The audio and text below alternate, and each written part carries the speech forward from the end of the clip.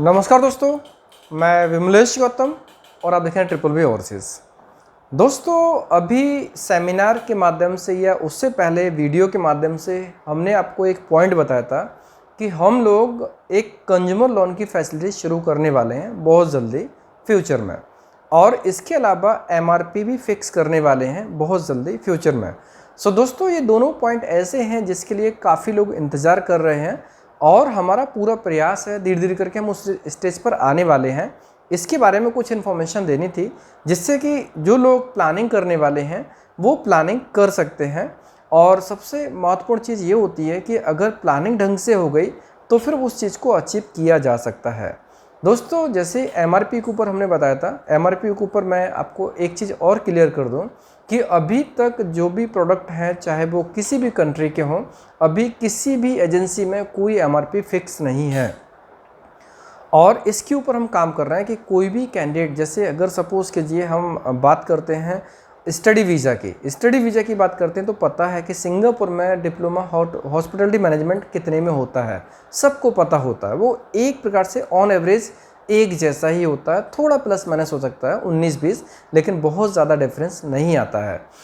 Canada में आपको MBBS करना है या फिर आपको डिग्री करनी है या पीजी करना है, तो इनके लिए भी फ़ीस फिक्स होती है। मीन्स आप प्लान कर सकते हो कि अगर आपके पास इतना बजट है तो आप कनाडा जा सकते हैं और इतना पैसा खर्च होता है। ये चीज़ कोई भी कैंडिडेट सुन के प्लानिंग कर सकता है। अगर उसको इटली में पढ़ाई करनी है या जर्मनी में पढ़ाई करनी है, मीन्स कहीं पर भी जाओ, स्टडी वीज़ा की फ़ीस फिक्स होती है और उसी के हिसाब से प्लस माइनस होता है। लेकिन अभी तक का रिकॉर्ड है, कोई भी किसी भी ऑफिस में कहीं पर भी ये फिक्स नहीं है कि दुबई जाने पर सिर्फ इतना ही पैसा खर्च होता है, सिंगापुर जाने पर इतना ही पैसा खर्च होता है, मलेशिया जाने पर इतना ही पैसा खर्च होता है। एक प्रकार से एमआरपी फिक्स करने के लिए, MRP means maximum retail price. तो एमआरपी फिक्स करने के लिए जो हम फिक्स करने वाले हैं, प्राइस जो फिक्स होगा, प्राइस फिक्स होने से लोगों की प्लानिंग अच्छे से हो सकती है। अब यहाँ पर एमआरपी फिक्स करना पहले ज़रूरी है, क्योंकि कंज्यूमर लोन तभी हो पाएगा जब किसी भी जगह हम बात करेंगे तो एमआरपी फिक्स होगा, तो ही बैंक रेडी होगी कि हम कंज्यूमर लोन दे सकते हैं। उदाहरण के तौर पर देखा जाए, अगर हमें मोबाइल लेना है सैमसंग का मोबाइल है, अगर सैमसंग का मोबाइल कोई भी मॉडल ले लो, M31, ठीक है। अब M31 मोबाइल नंबर लिया हमने, मॉडल नंबर लिया, तो उसके ऊपर ऐसा तो नहीं होगा कि M31 मॉडल के लिए जो लोन है वो गुजरात में अलग मिलेगा, मध्य प्रदेश में अलग मिलेगा, केरला में अलग मिलेगा और उत्तराखंड में अलग मिलेगा। ऐसा बिल्कुल भी नहीं है। मीन्स अगर मॉडल है तो पूरे इंडिया में सेम चलेगा। और अगर मैं बात करूं, अगर किसी को कनाडा जाना है, उसका 10 लाख रुपये पर ईयर का खर्चा है, मीन्स फीस है, तो ये मान लीजिए कि ये जो पैटर्न है, आप गुजरात के हो या कर्नाटका के, महाराष्ट्र के हो या फिर उड़ीसा के, कहीं के भी हो, आपको बैंक उसी टर्म्स पर लोन देगी। मीन्स कोई भी प्रोडक्ट होता है, उस प्रोडक्ट के लिए एक फ़िक्स रेट होता है और वो फिक्स रेट स्टैंडर्ड होता है, वो प्लस माइनस नहीं होता है। 19-20 हो सकता है लेकिन ज़्यादा डिफरेंस नहीं होता है। तो वो जो एमआरपी फिक्स है, मीन्स उनका लोन का प्रोसीजर फिक्स है, फीस फिक्स है, उसके ऊपर कितने % लोन मिलता है, वो सारी चीज़ें हो जाती हैं। सेम चीज़ रहेगा कि जॉब्स के लिए अगर हमने एमआरपी फिक्स की, तो एमआरपी फिक्स करने के लिए जो पैटर्न है, जो एलिजिबिलिटी क्राइटेरिया है, वो मैं आपको शेयर करना चाहता हूँ कि हम कैसे करने वाले हैं। दोस्तों, जैसा कि मैंने पहले भी अनाउंस किया, हमारा एक सिंगापुर में ऑफिस होगा और एक यूरोप में ऑफिस होगा। फ्यूचर में होगा, जब होगा आपको अनाउंस कर दिया जाएगा, लेकिन ये होगा ज़रूर। तो जैसे सिंगापुर में और यूरोप में होगा, किसी भी एक देश में शुरू हो गया, मान लीजिए सिंगापुर में शुरू हो गया या फिर यूरोप में शुरू हो गया, पोलैंड में शुरू हो गया, तो पोलैंड हो या सिंगापुर, किसी भी देश में जब हमारा ऑफिस हो जाएगा तो वहाँ का लोकल एम्प्लॉयर भी हम ही होंगे, इंडिया की रिक्रूटमेंट एजेंसी भी हम ही होंगे, और हम B2C हैं, B2B नहीं है। मिस ट्रिपल बी से कैंडिडेट डायरेक्टली कनेक्टेड हैं। ट्रिपल बी में ऐसा नहीं कि सब एजेंट का रोल है, बिल्कुल भी नहीं है। तो जो डायरेक्टली कनेक्टेड है, ऑब्वियसली जो एक एम्प्लॉयर और कैंडिडेट के बीच में रिलेशन होगा, वो ट्रांसपेरेंसी पूरी तरह से रहेगी, क्योंकि जो terms and conditions triple B Singapore की होगी, same to same terms and conditions triple B India की होगी, और same to same terms and conditions candidate को शेयर होगी। जब एम्प्लॉयर से चीज़ निकलेगी और कैंडिडेट तक जाएगी, बिल्कुल प्रॉपर फॉर्मेट में जाएगी, ट्रांसपेरेंसी 100% होगी। तो ये मान लीजिए कि यहाँ पर एमआरपी फिक्स हो जाएगा। जब एमआरपी फिक्स होगा फिर जब बैंक के पास हम प्रोसेस करेंगे कि हमें सिंगापुर जाना है, सिंगापुर के लिए इस बंदे को इतनी इतनी फ़ीस लगने वाली है और इसका इतना % फ़ीस हमें लगभग जो भी किसी भी कंट्री की फ़ीस होगी उसका 80% या 70% बैंक लोन देगी। तो वो जो क्राइटेरिया में आ जाएगा उसके बाद बैंक लोन ज़रूर देगी। अगर हमने एक पैटर्न फिक्स कर दिया और एक स्टैंडर्ड चार्जेस फिक्स कर दिए कि एमआरपी यही है, इस देश में जाओगे तो इतनी फ़ीस लगेगी, बस वो फिक्स हो गया तो फिर बैंक लोन दे सकती है। अब इसमें से दूसरी क्राइटेरिया क्या है कि जैसे BBB के 2022 में 500 फ्लाई हो जाएंगे, 500 लोग बाहर चले जाएंगे एम्प्लॉयमेंट वीज़ा के माध्यम से। विजिट वीज़ा हम करते नहीं है, एम्प्लॉयमेंट वीज़ा के माध्यम से 500 प्लस लोग हो जाएंगे एक साल के अंदर, मीन्स 2022 के अंदर। तो ये मान लीजिए कि हम एलिजिबल हो जाएंगे इस चीज़ के लिए कि हमें कोई भी बैंक हमारे प्रपोजल को एक्सेप्ट कर सकती है। पहला पॉइंट हुआ कि हमारा एक ऑफिस होना ज़रूरी है किसी भी दूसरे देश में, जिससे कि BBB एक MNC कंपनी हो जाएगी। इंडिया में ऑफिस है, सिंगापुर में ऑफिस है, तो MNC कंपनी हो गई। MNC कंपनी पहला क्राइटेरिया हो गया। दूसरा MNC क्यों? क्योंकि सिंगापुर में जो लोकल कंपनी होगी, लोकल कंपनी के जो कॉन्टैक्ट्स होंगे वहाँ की लोकल कंपनीज के साथ में, जब लोकल कंपनी के साथ में कॉन्टैक्ट होंगे वो कॉन्टैक्ट बैंक को चाहिए होगा। मीन्स BBB सिंगापुर या BBB पोलैंड इस चीज़ की गारंटी देगी कि वो जो एम्प्लॉयमेंट है वो 100% श्योर है, ट्रांसपेरेंट है, कन्फर्म है। मीन्स वहाँ पर कुछ भी एक प्रकार से मिसमैच होने की ज़रूरत नहीं है। तो वो एक इम्पॉर्टेंट पॉइंट है कि MNC होगी, उसका ऑफिस दूसरे देश में होगा और क्लाइंट के साथ में डायरेक्ट एग्रीमेंट होगा, पहला पॉइंट। दूसरा कि इसमें जो मैंने पॉइंट अभी शेयर किया कि 500 प्लस लोगों का फ्लाइट हो जाएगा, ये एक इम्पॉर्टेंट। तीसरा कि हमारे पास में जो क्लाइंट्स हैं उनकी रिक्वायरमेंट रेगुलर होना चाहिए, और रेगुलर हमारे पास जो क्लाइंट्स हैं उनकी रिक्वायरमेंट रेगुलर ही है, नंबर्स कुछ प्लस माइनस होते हैं। तो यहाँ पर बैंक को ऐसा नहीं कि उसको वन टाइम लोन देना है, उसको हर महीने लोन देना है। अगर देखा जाए कोई भी बैंक जब लोन देती है तो जैसे M31, ऐसा नहीं कि M31 आएगा सिर्फ 1000 लोगों को लोन दे दिया उसके बाद में अगले नए प्रोडक्ट पर नहीं देना है। मीन्स सैमसंग के नए नए मॉडल्स आते जाएंगे, ओप्पो के नए नए मॉडल्स आते जाएंगे, वीवो के नए नए मॉडल्स आते जाएंगे, कनाडा में लोग जाते रहेंगे, ऑस्ट्रेलिया भी जाते रहेंगे, इटली भी जाते रहेंगे। तो ये फ्रीक्वेंसी है, ये फ्रीक्वेंसी बनी रहेगी। फ्रीक्वेंसी जब बनी रहेगी तो फिर बैंक को रेगुलर बेस पर बिजनेस मिलेगा, और रेगुलर बेस पर बिजनेस मिलेगा तो डेफिनेटली वो चीज़ हमारे ऑफिस में भी अप्लाई हो जाएगी कि हर महीने हमें सर्टेन नंबर चाहिए, 50 लोग चाहिए, 100 लोग चाहिए, हर महीने ये नंबर चाहिए होंगे। तो फिर बैंक को भी इस चीज़ का एक मिस प्लानिंग में रहेगा कि हमें इतना लोन पास करवाना है, और ये नंबर्स जब उनके माइंड में रहेंगे तो फिर हमारे प्रपोजल को एक्सेप्ट कर सकते हैं। 3 पॉइंट ये हो गए। चौथा पॉइंट ये है कि जो रिक्रूटमेंट होगा और जो कैंडिडेट होगा, मीन्स रिक्रूटमेंट कंफर्म है, उसके टेस्टिमोनियल्स डॉक्यूमेंट सब बराबर हैं, और कैंडिडेट का सिविल स्कोर कैसा है, ये सिविल स्कोर काफ़ी इंपॉर्टेंट रहेगा। उसका बैंकिंग कैसा है, वो लोन की EMI को रीपे कर पाएगा कि नहीं, और उसके गारंटर कौन है, ये चीज़ के ऊपर फोकस करना होगा। ये चारों चीज़ें जब हो जाएंगी तो 100% पॉसिबिलिटी है कि हमारी कंपनी के माध्यम से लोगों को कंज्यूमर लोन मिलना शुरू हो जाएगा।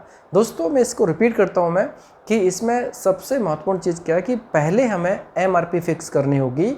सिंगापुर की MRP फिक्स है, उससे प्लस माइनस नहीं होगा। जैसे कि ब्रेड होता है, दूध होता है, उसमें लिखा होता है कि सपोज़ कीजिए कोई भी अगर प्राइस है 32 रुपये गुजरात में है दूध की अमूल गोल्ड, अगर यही बाहर जाएंगे तो शायद उसमें लिखा होगा कि 1 रुपया एक्स्ट्रा लगेगा, वो एक अलग चीज़ है। तो ऐसी MRP फिक्स हो जाएगी। लेकिन MRP फिक्स होने की जो टर्म्स एंड कंडीशंस वो ग्लोबली, मीन्स ग्लोबली नहीं छोड़ो, इंडिया के अंदर पूरे नेशनल लेवल पर अप्लाई होगा। अगर वो टर्म्स एंड कंडीशन उड़ीसा में अप्लाई होगा तो त्रिपुरा में भी सेम अप्लाई होगा, इधर तमिलनाडु में अप्लाई होगा, गुजरात में भी होगा, जम्मू कश्मीर में, पूरे इंडिया में सेम टर्म्स अप्लाई होगा। तो MRP जब फिक्स हो जाएगा उसके बाद में 4 क्राइटेरिया जो हमने आपको बताए। पहला, कंपनी MNC हो जाएगी, उसका लोकल ऑफिस होगा उस कंट्री में, वहाँ के लोकल कंपनीज़ के साथ में एग्रीमेंट्स होंगे, उसकी कॉपी हमारे पास में होगी इंडिया में। जब हमारे पास में कॉपी होगी उसके बिहाफ पे बैंक से हम इंटरनल एग्रीमेंट करेंगे, पहली कंडीशन। दूसरी कंडीशन 500 प्लस जब फ्लाई हो जाएंगे वो एक सपोर्ट रहेगा, बैंक को कॉन्फिडेंस होगा कि हाँ इसमें से हमें यहाँ से मिस बिजनेस जनरेट होगा, तो फिर हमारी बात को एक्सेप्ट करेंगे। तीसरा पॉइंट जो मैंने आपको बताया, मीन्स जितने पॉइंट्स मैंने आपको शेयर किए इन सभी पॉइंट के ऊपर एलिजिबिलिटी रहेगी तो डेफिनेटली ये लोन वाला पॉइंट ज़रूर रहेगा। दोस्तों पॉइंट क्या होता है कि जो एक सिस्टम है, सिस्टम को प्रॉपर तरीके से मेंटेन करना होगा, ट्रांसपेरेंसी मेंटेन करनी होगी और उसके लिए BBB बाध्य है। BBB डेफिनेटली इस चीज़ के लिए पूरी तरह से फोकस्ड है कि जो ट्रांसपेरेंसी वो 100% कैंडिडेट के पास होनी चाहिए, हमारे पास होना चाहिए और एक प्लानिंग के हिसाब से काम करें, तभी हम लीगल स्टैंडर्ड काफ़ी अच्छा मेंटेन करते हैं। जो भी डॉक्यूमेंट्स होते हैं वो लीगल वे में काफ़ी स्ट्रॉन्ग तरीके से मेंटेन किए जाते हैं। दोस्तों ये एक इम्पॉर्टेंट मैसेज था, ये बताना बहुत ज़रूरी था कि जो लोग अगर पैसे के अभाव से बाहर जाने की प्लानिंग नहीं कर पाते हैं उनके लिए ये काम करेंगे। और इसमें एक चीज़ और रहेगी कि जिसके लिए हम उसमें अपने तरफ से स्ट्रॉन्ग डॉक्यूमेंट्स कैंडिडेट्स को प्रोवाइड करेंगे, मीन्स कैंडिडेट के बिहाफ पे अपनी तरफ से बैंक को प्रोवाइड करेंगे। जैसे मान लीजिए अगर किसी को यूरोप जाना है, अब यूरोप जाने के लिए बैंक बैलेंस भी शो करना पड़ता है। अब हम क्या करेंगे, हम अपनी तरफ से प्रपोजल रखेंगे बैंक के पास कि जो लोन वो पास करने वाले हैं, लोन पास करके बैंक में पुट करवा दें, वही अमाउंट हम स्टेटमेंट में शो करेंगे। वीज़ा लगने के बाद में वही अमाउंट प्रोसेस फीस में मिस चला जाएगा, एक्सपेंस में चला जाएगा। तो प्रोसेस फीस को हम एक प्रकार से जो प्रोसेस करने वाले हैं वो बैंक से टर्म्स होगी कि जब तक वीज़ा स्टैंपिंग नहीं होता तब तक EMI नहीं आएगी। प्रोसीजर में 3 महीने लगने वाला, 3 महीने के बाद से ही आप लोन की EMI शुरू करेंगे। तो ये चीज़ के लिए हम उस पर काम करेंगे, अपनी तरफ से सपोर्टिंग डॉक्यूमेंट्स देंगे। कैंडिडेट को बैंक बैलेंस मेंटेन करने की आवश्यकता पड़ेगी लेकिन बैंक हेल्प करेगी उसमें। जब बैंक हेल्प करेगी, बैंक को डॉक्यूमेंट देना तो बैंक अपने हिसाब से कैसे भी डॉक्यूमेंट दे सकती है और वो डॉक्यूमेंट जब देगी और VFS या एम्बेसी वाले उस डॉक्यूमेंट के बिहाफ पे काम करेंगे। तो ये जो चीज़ है जो एक दूसरे से लिंक है, जिसका सपोर्ट सबको मिलेगा। और इसमें से जब कहीं पे भी अप्लाई करना हो, अगर 100 रुपये उसकी फ़ीस है तो उसमें 70 या 80 रुपये मिल जाएंगे, 20-30 रुपये कैंडिडेट को पे करना पड़ेगा, तो ज़्यादा बर्डन नहीं होगा। और जब वीज़ा लग जाएगा, वीज़ा लगने के बाद में वो इतने रुपये का अरेंजमेंट कहीं से भी कर सकते हैं। इसमें कैंडिडेट को बिल्कुल भी कोई परेशानी नहीं होगी और जो जेन्युइन हैं, जो सिंसियर हैं, ऐसे लोगों को इसमें मदद मिलेगी। और जो सच में नीडी हैं और जेन्युइन हैं, डेफिनेटली इसमें मदद मिलेगी। अब इसमें से कई लोगों ने बोला कि सर जब तक लोन की फैसिलिटी नहीं होती है तब तक आप ही ऐसा करो कि सैलरी से डिडक्शन हो जाए। तो दोस्तों इसका मैंने वीडियो पहले ही बताया था कि हमने 18 लोगों के लिए फ़ीस कम की है और कई लोगों को मैंने 2000 तो कई को 10,000, कुछ को 25,000 भी छोड़ा। लेकिन बाद में उन 18 लोगों में से मुझे एक भी बंदा ऐसा नहीं मिला जिसने बाद में हमें प्रॉपर तरीके से कोऑपरेट भी किया हो। बात करनी दूर, एक्सक्यूजेस थे, मेरी ड्यूटी का टाइम है, ये है वो है, सैलरी नहीं आई, ऐसा वैसा। मीन्स एक जो हेल्दी रिलेशन है उसके ऊपर भी असर पड़ जाता है। इसलिए ये जो झंझट है इसमें हमें नहीं पड़ना है। हम सपोर्ट करना चाहते हैं, हमारी इंटेंशन है कैंडिडेट को सपोर्ट करने की, लेकिन हमें परेशानी नहीं होना चाहिए। हम किसी को हेल्प करें, बाद में फिर वो ये सोचे कि हम कैसे इनसे छुटकारा पाएँ और ये पैसा हमें ना देना पड़े, तो बहाने बनाना शुरू कर देंगे। बहाने कैसे बनेंगे कि चलो बाहर के, मतलब कुछ भी इशू निकालने में तो अपने इंडियंस लोग माहिर ही होते हैं। कहीं पर भी देखो, कुछ भी अगर बहाना निकालना तो बहाना बहुत एक्सपर्ट होते हैं इसी चीज़ के लिए। हमें एक्चुअली इसमें एक सपोर्ट की जो इंटेंशन है उसको कम नहीं करना है, इंटेंशन वैसी है। लेकिन बैंक रिकवरी करेगी जब किसी कैंडिडेट की EMI रहेगी और EMI पे करने में परेशानी होगी तो बैंक उस बंदे से कैसे रिकवरी करनी खुद हैंडल करेगी और हमारा रिलेशन कैंडिडेट के साथ में अच्छा रहेगा। तो जो इंटेंशन है, इंटेंशन का रिजल्ट अच्छा आएगा और हमारा रिलेशन अच्छा होगा तो आगे चलकर एक रेफरेंसेस जनरेट होते हैं, एक ग्रो वाला पॉइंट आएगा। अभी ऐसा तभी हो सकता है जब कोई कैंडिडेट हमारी बात सुनने को रेडी हो और प्रॉपर तरीके से फीडबैक दे और इसके अलावा ये फील करे कि हमने उनको हेल्प किया।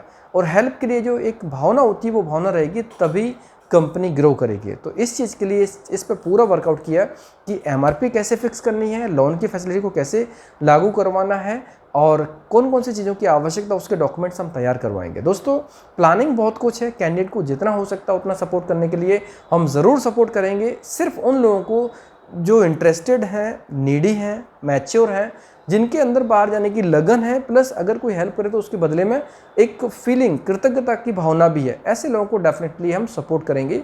और ऐसे लोगों को बिल्कुल सपोर्ट नहीं करेंगे जो इसमें क्राइटेरिया में फिट नहीं होते हैं। जो क्राइटेरिया फिट होंगे उनको 100% हम सपोर्ट करेंगे, हर लेवल पर सपोर्ट करेंगे। दोस्तों जो भी अपडेट रहेगा हम वीडियो के माध्यम से आपको अपडेट करेंगे।